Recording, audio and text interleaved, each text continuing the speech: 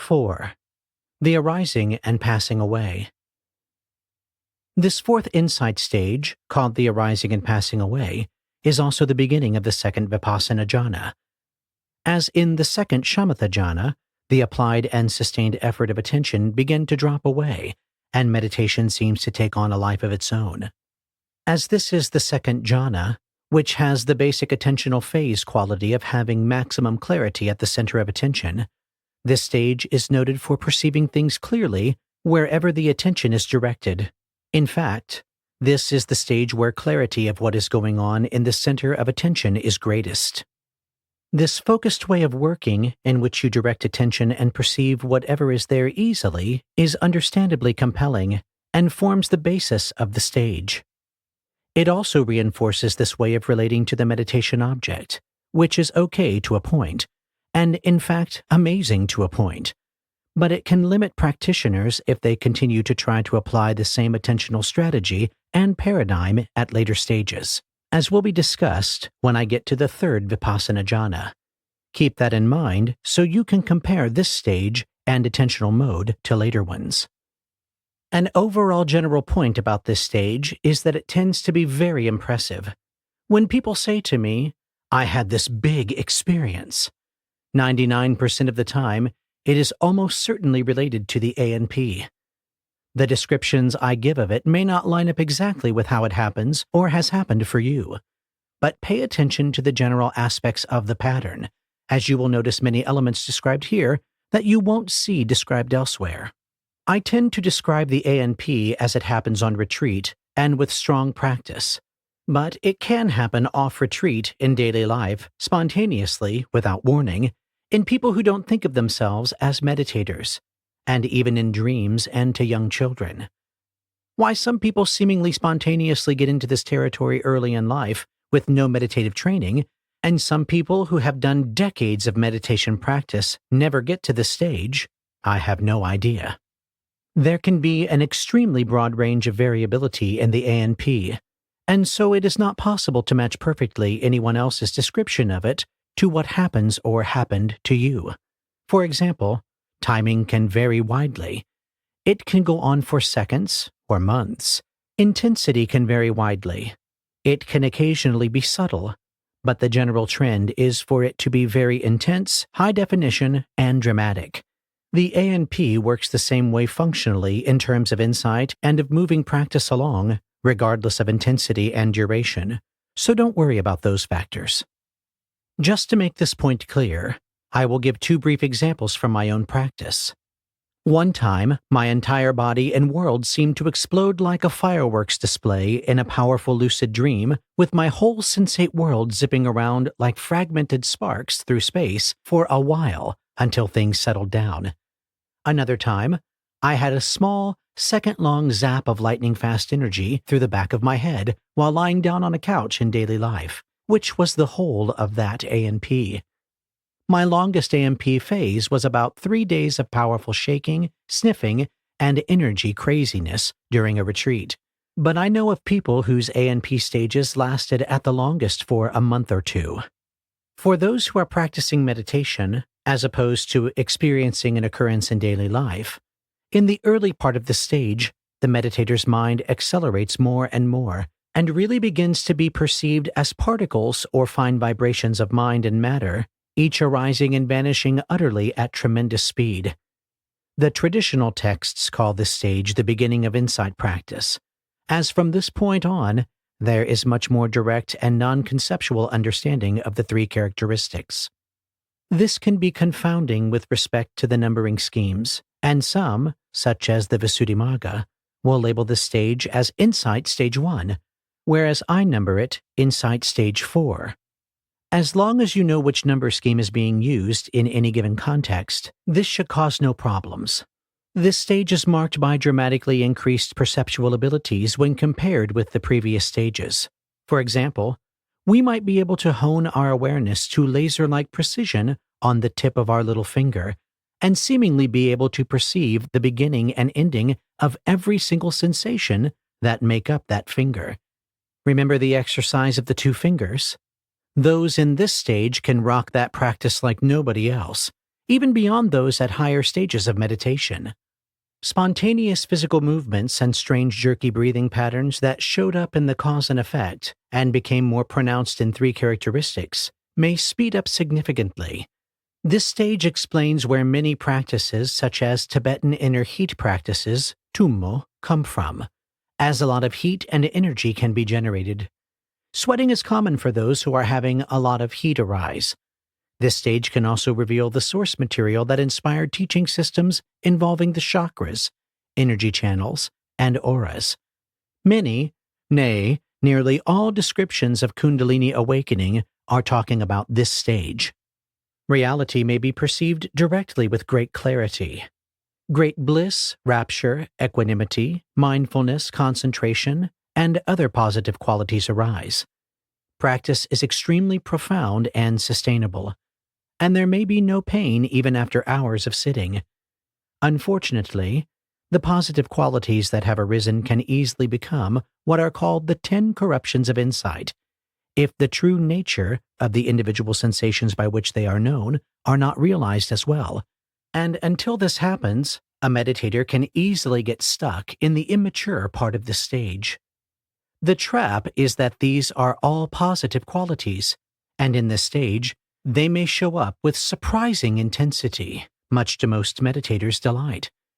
It is understandable that people would not investigate those positive qualities too clearly, and instead back off the investigation to bask in them, regardless of how conscious this backing off is. However, lack of investigation can convert positive meditation factors into more golden chains. The 10 corruptions of insight are illumination, knowledge, rapturous happiness, tranquility, bliss, resolute confidence, exertion, assurance, equanimity, attachment. To quote the great meditation master Sayadaw Pandita's excellent book, On the Path to Freedom, as for the practicing yogi, he will at once recognize the above as imperfections of insight, not representing Dhamma breakthrough, and are only to be noted off, remembering the teacher's advice as to what is path and not path. Being disabled by the 10 imperfections, he would not be capable of observing the triple characteristics in their true nature, but once freed from imperfections, he is able to do so. For a great, thorough treatment of the 10 corruptions of insight, as well as lots more about vipassana, see www.vipassanadura.com/16, 16 is spelled out, .html, #2, the number 2 is also spelled out, accessed October 2017. In short, we might feel we are a very mighty meditator and that we should try to hold on to these qualities of experience forever. That is, we stop doing insight practices and instead solidify these pleasant qualities as concentration practice objects. Thus, the advice given about deconstructing and investigating the positive factors of the shamatha jhanas, particularly the second one, is also very helpful when trying to stay on the narrow path of the progress of insight, though in truth, and as noted before, basically everyone alternates to some degree from insight territory to concentration territory and back, even if they are trying to stay to one side or the other. This is normal. Visions, unusual sensory abilities, such as seeing nearby things through closed eyelids, and out-of-body experiences are common. Bright lights tend to arise for the meditator, sometimes first as jewel-toned sparkles, and then as bright white light. I have seen the light. Some people will have the light persist and grow very bright and steady. Just note it, or notice every moment of its apparent steadiness, and it will eventually break up and go away. Experiences of other powers are also common here, with the list being too long to go into, and this is the most spontaneous powers-prone stage of them all. I discuss the powers later and give plenty of advice about them, but just keep in mind that this stage is one source of many of those experiences. At points, I personally could tell I was about to enter ANP territory in daily life, as I would suddenly find myself reviewing my old magical references or buying new ones. Meditation in dreams and lucid dreaming is common in this territory. The need for sleep may be greatly reduced. People often don't recognize the ANP when it happens in dreams, because lots of weird stuff happens in dreams. This stage is a common time for first-time hyperlucid dreaming and out-of-body experiences, what I generally refer to as traveling, or for those who have done that before, this stage makes it much more likely to occur. My favorite book on the subject is Alan Guyden's Traveling, an Accidental Expert's How to Leave Your Body Handbook. Eon Books, 2009. I thought about adding some tips for traveling here, but you should just check out his book, as it does a much better job than I could. As with a sudden interest in magic, it is also a common time for people to become highly interested in lucid dreaming and out-of-body traveling, a topic I cover in Part 6.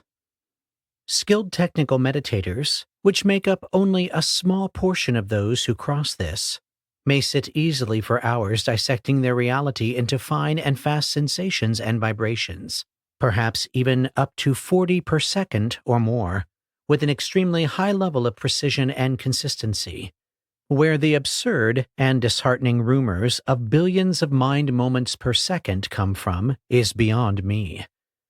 Fine vibrations, chills, and tingles may spread over the body, revealing interference patterns between experiences in the style of moire patterns, enabling us to know directly that when one sensation is experienced in that instant, something else is not. It is very easy to confuse the stage with descriptions of Stage 11, equanimity, especially since the stage before it, reobservation, has some distinct similarities to Stage 3, three characteristics. A brief discussion of the fractal nature of insight stages and concentration states will follow in the chapter called The Vipassana Jhanas. The big difference between the ANP and equanimity is that this stage is generally ruled by quick cycles, quickly changing frequencies of vibrations, odd physical movements, strange breathing patterns, heady raptures, a decreased need for sleep, strong bliss, and a general sense of riding on a spiritual roller coaster with no brakes. The higher stages, 10 and 11, do not have those qualities.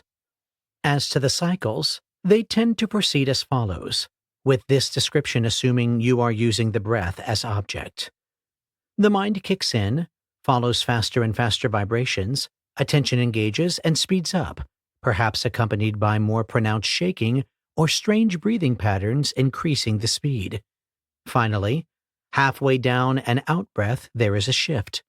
Our mind may drop down slowly with the breath. It takes work to stay with sensations as they slow down, and then the breath and attention bottom out. The breath may stop entirely for a while. Then the mind may come back up with the breath. Attention tends to flag, things relax, and then the cycle begins again, with investigation speeding up. These breathing cycles may happen on their own, and may even be difficult to stop when we are deeply into the stage.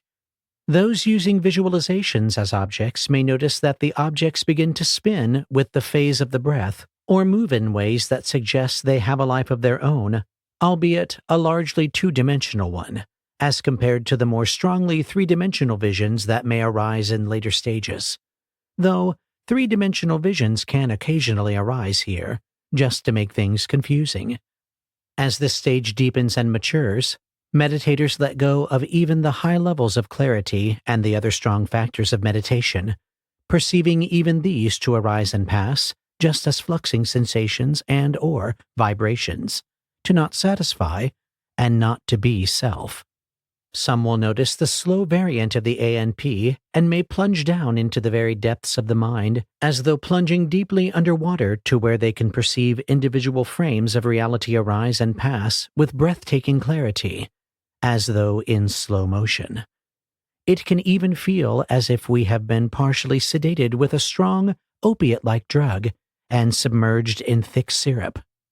At the bottom of these depths, however they present themselves, individual moments may sometimes have a frozen quality to them, like garish snapshots of the bottom of a well, as if sensations were stopping completely in the middle of their manifestation for just an instant.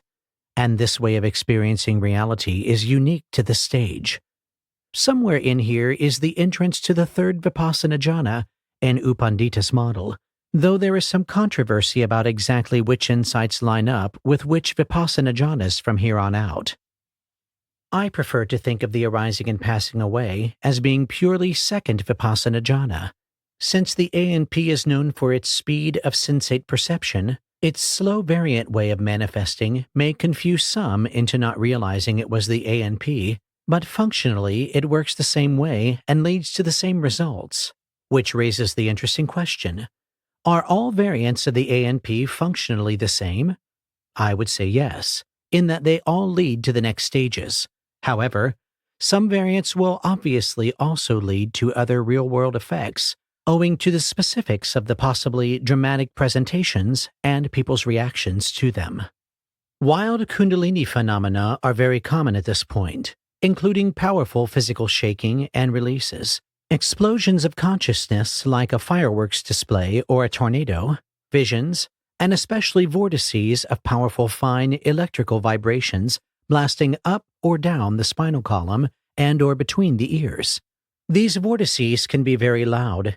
Anything that might be described as a vortex is nearly perfectly diagnostic of this stage. If someone is describing some sort of fast, buzzy energy that seems to want to burst out or be darting around, the vast majority of the time they are referring to this stage. While people generally think Kundalini phenomena and energy will be great fun, not everyone finds them so. The energetics that can occur in the ANP can be disconcerting, painful, even occasionally excruciating, like we are being electrocuted. Sometimes energetic openings can feel like we are being ripped open and our nervous system fried. People can imagine that something is horribly wrong with them, and some reasonable number will seek spiritual, medical, and or psychiatric care. I dream that one day basic Kundalini awakening phenomena will be taught in medical schools and other therapeutic institutions. But we are likely a long way from that level of sophistication on that front, unfortunately, being the primitive, materialistic culture that we are. I have no idea why the ANP is extremely blissful for many and painful for others, but if you are looking for a PhD dissertation research topic, that might be a fun one. In some of my more painful and jarring early ANP phases, which a map geek might correlate with the late aspect of the stage, 3 characteristics, I have preferred reclining practice, as it not only helps with some of the pain, it also allows my mind to really get to the level of subtlety and fine buzzing investigation of the harder aspects of the pain and tensions to allow them to finally buzz through. Thus, if something feels really blocked, stuck, tight, you might try this type of practice. Really feel into the fine-grained nature of the sensations that make up those tensions, blockages, chakras, or however you think of them. Open to them, relax around them, and gently and patiently allow them to do their thing, as this may help. As mentioned earlier, the ANP can occur quite unexpectedly and even off the cushion, such as in daily life and lucid dreams. I know a woman who had a dream in which she was in a shop with brightly glowing jewel-tone crystals in display cases. She touched them, and they had this powerfully blissful buzz to them that went up into her arms, and then she started twirling round and round, faster and faster, in a maelstrom-like vortex. This is about as classic ANP as it gets, and yet we might never know what it was if we didn't know the theory or weren't on the lookout for it. Why it is so important to identify the ANP when it happens will become obvious shortly. None of these manifestations are a problem unless their true nature is not understood, unless they lack appropriate conceptual context and cause people to react poorly to them, or unless they happen when we are doing something like driving a car down an interstate at 75 miles per hour. A story for another time. ANP phenomena may be followed by various mixtures of wonder, excitement, bliss, elation, and sometimes disorientation. Occasionally, they will also really freak people out, as most people who enter the stage have no idea what it is and are not in a context where those around them are likely to clearly identify it. It is not uncommon for those in the height of the rapture of the ANP to associate some of these occurrences with those of an extended orgasm, and sexualized descriptions of this stage are very common. Hypersexual ways of looking at the world and people are common in this territory.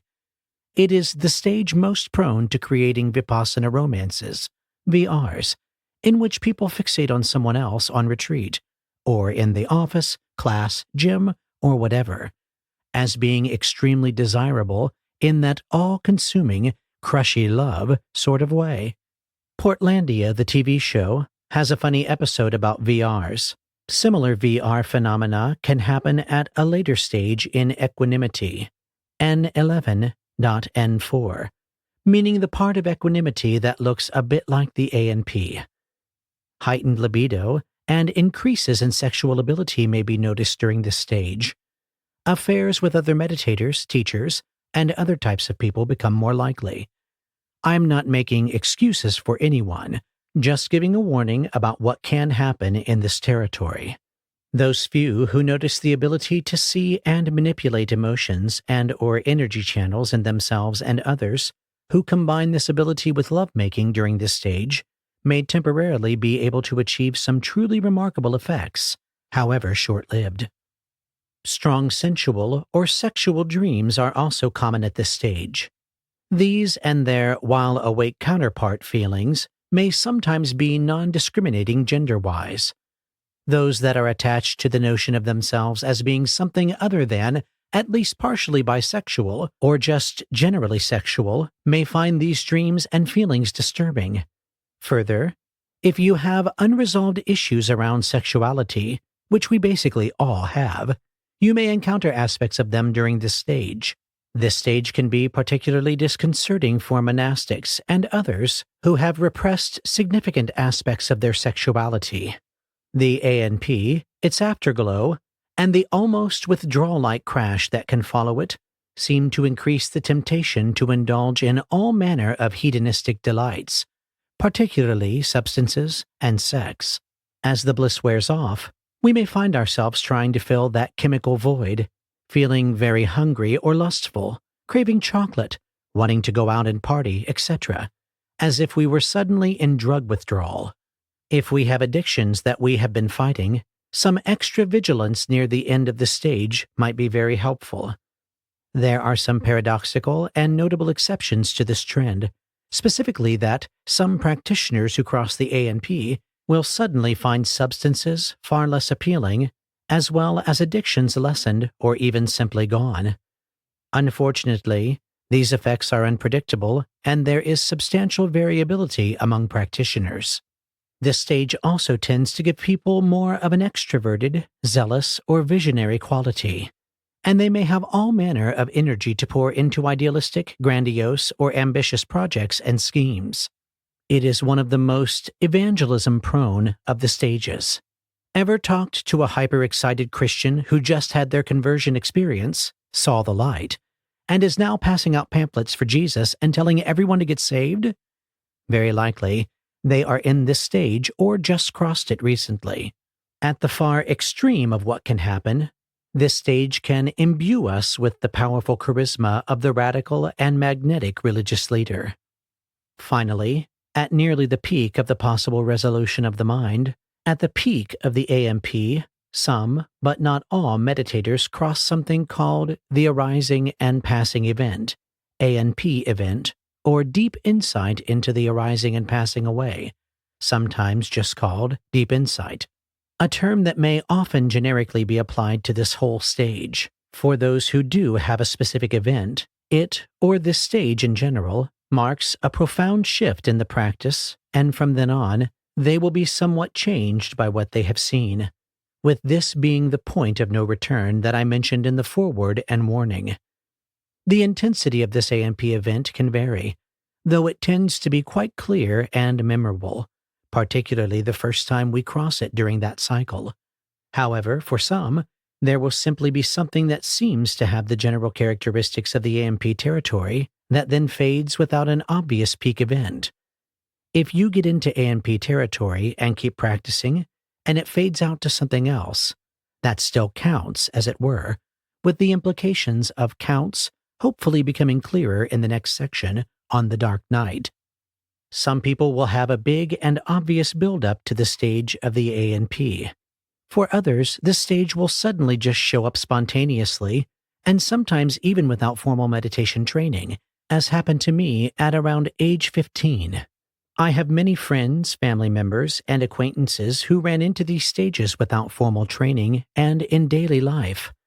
I know others who ran into them when doing hallucinogens, including mushrooms, mescaline, DMT, 5-MeO-DMT, bufotenine, salvia divinorum, and LSD. Others had them happen during yoga or Tai Chi practice, others while in the presence of powerful spiritual figures, including one who had it happen while hanging out with a Christian faith healer, and a few who were hanging out with various gurus.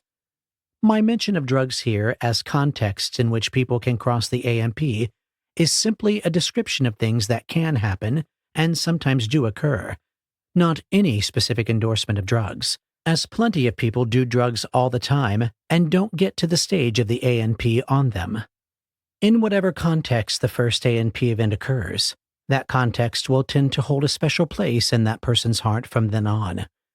For me, it happened on my own, by my own meditation efforts and without a tradition, and so I have always associated my own practice and exploration with progress. My friend who had it happen with the Christian faith healer became the most hardcore Christian you will find. Many people who have had born-again experiences have simply crossed the ANP. Another friend who had it happen while on mescaline has since held a special place in her heart for shamanism. Those who had it happen with gurus tended to follow those gurus for some period, associating it with the guru's presence.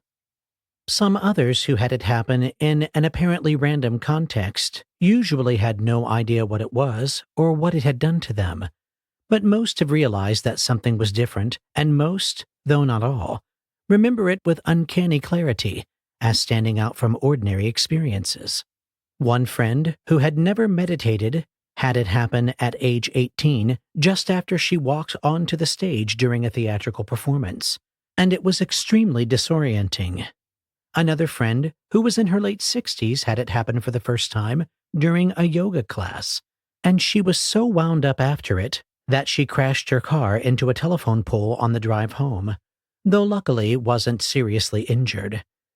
In the autobiographical section, I talk about some of my own experiences with it, which have varied widely in intensity and other qualities, but all were fundamentally the same from an insight map point of view.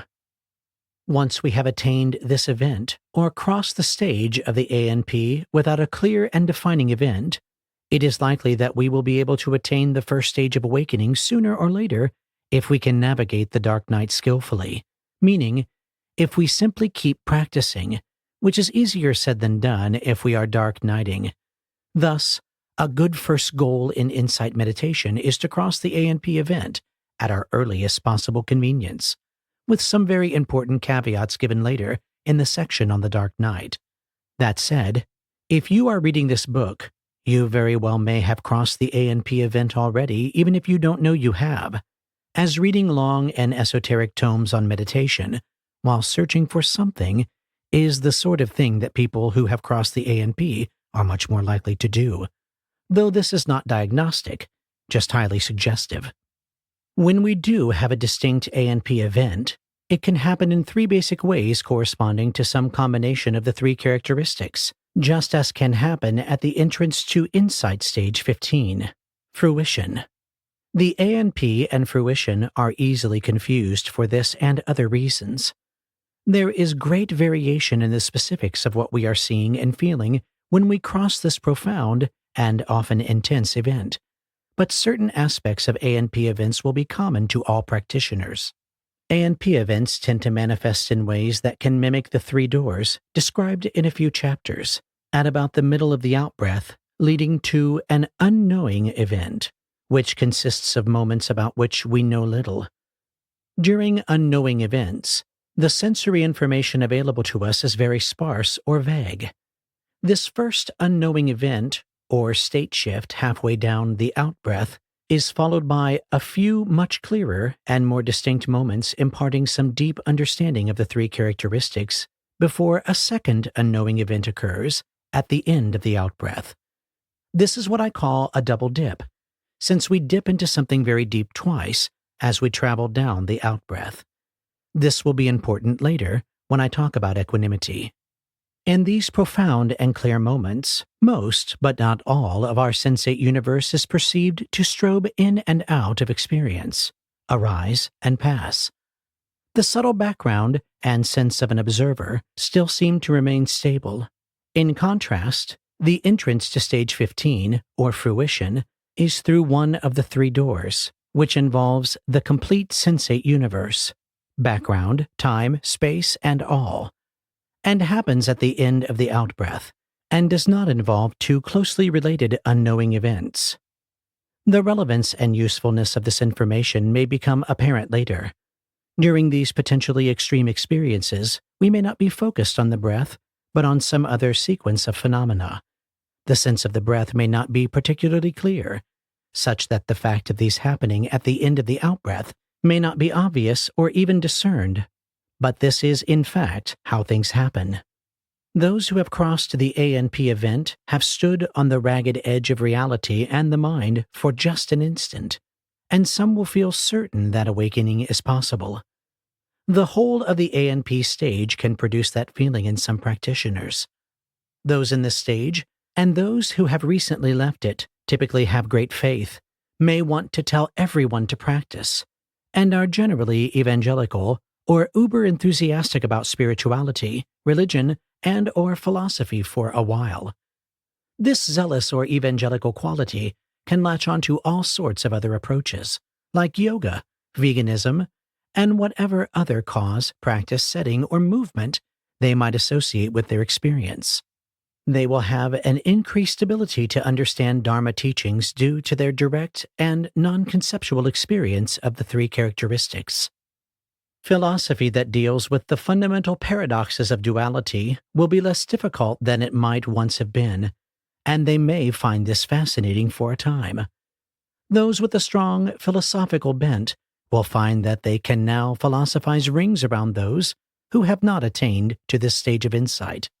Further, if you read about the lives of the great philosophers, many report episodes that are clearly the ANP at the start of their illustrious careers. René Descartes and many others come to mind. Some who cross the ANP may also be incorrectly convinced that they are awakened, as what they have seen was completely spectacular and profound.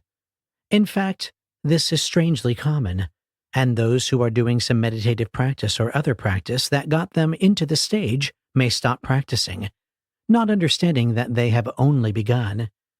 I wish to create no false duality, no false split between our experience and awakening. Yet, if we aren't yet awakened, and yet think we are, there are reasons to heed warnings, so that we can increase our investigation of what is going on right now to advance our practice, as mentioned previously, in a clear goal. The stage of the ANP is a common time for people to write inspired Dharma books, poetry, spiritual songs, etc. If you are on retreat, and suddenly creativity is pouring out of you, that song or screenplay or whatever is suddenly seemingly writing itself, then having a way to write the ideas down or a phone to record them on so you can remember them later can be helpful if it doesn't take too much time away from the retreat. The level of creativity that the ANP can produce is astounding. A bit of journaling here and there can be helpful in the more dramatic stages of insight, as it helps get the ideas out of our heads, and it can help to process them. When we see something on a written page, we think about it differently than when it is in our brains. If you are on a retreat and find yourself journaling a lot, perhaps discuss this with a meditation teacher, so they also know what is going on. This is also the stage when people are more likely to join monasteries or go on great spiritual quests.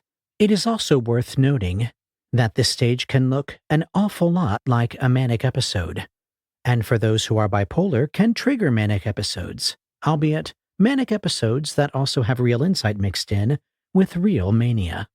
Just because we have insight doesn't mean we might not also be functionally nuts, to use the vernacular. Decisions about stabilization and intervention for those who get way out into crazy land in the ANP need to be made based on issues of promoting safety for the practitioner and those around them, and based on the degree of impairment of basic function. I talk more about that in Part 6. However this stage manifests, the ANP is a major milestone on the path of insight. It is also a point of no return, since soon the meditator will learn what is meant by the phrase, better not to begin, once begun, better to finish, as they are now too far into this to ever really go back. Unless they complete this progress of insight, they are on the ride and may begin to feel that the Dharma is now doing them rather than the other way around. They will progress inevitably and relatively quickly, usually within days, into stages 5 through 10, which, as you will shortly see, are not always pretty. The rapture and all the bells and whistles die down quickly, and the meditator may even be left raw as if hung over after a night of wild partying. The clarity fades significantly, and the endings of objects become predominant as they progress to knowledge of disillusion.